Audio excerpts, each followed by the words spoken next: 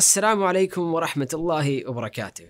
The dua that the Prophet ﷺ taught us to make for the newlywed is Barakallahu lak wa baraka alayk wa jama'a baynakuma fi khair, which means may Allah bless for you your spouse and bless you, and may He unite the both of you in goodness.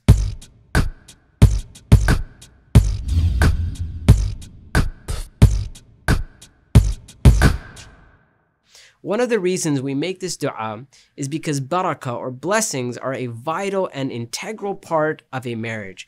Barakah in a marriage means that you have the help and support of Allah through your ups and downs, which, let's face it, every marriage has. Marriage is not easy. It requires an immense amount of work, sacrifice, and patience, and it can be a huge test. And that is why having Allah's help is so very important. One of the ways barakah is taken out of a marriage or life as a whole is through the disobedience of Allah subhanahu wa ta'ala. So the most obvious question is, why would someone start off their marriage with the disobedience of Allah? Why would they start off their marriage without the barakah?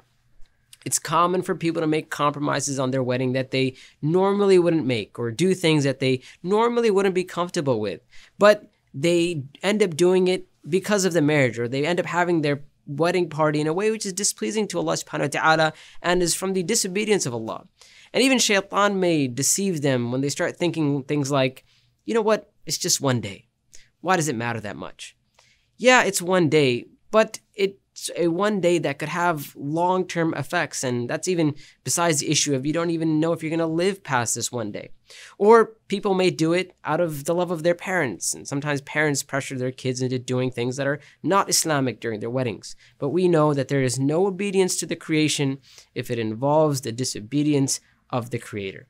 Or maybe it's for the person that you're marrying. Sometimes what happens is that people will do things that are against Islam, things that they don't like or they're not comfortable with for the sake of the person that they're marrying.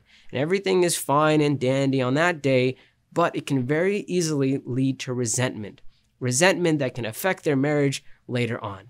So what we really need to be asking ourselves here is it really worth it? Is it worth it to start your marriage off without this barakah, in the disobedience of Allah subhanahu wa ta'ala, because we need this barakah in our marriages? And Allah subhanahu wa ta'ala knows best. Until next time, inshaAllah ta'ala, assalamu alaikum wa rahmatullahi wa barakatuh.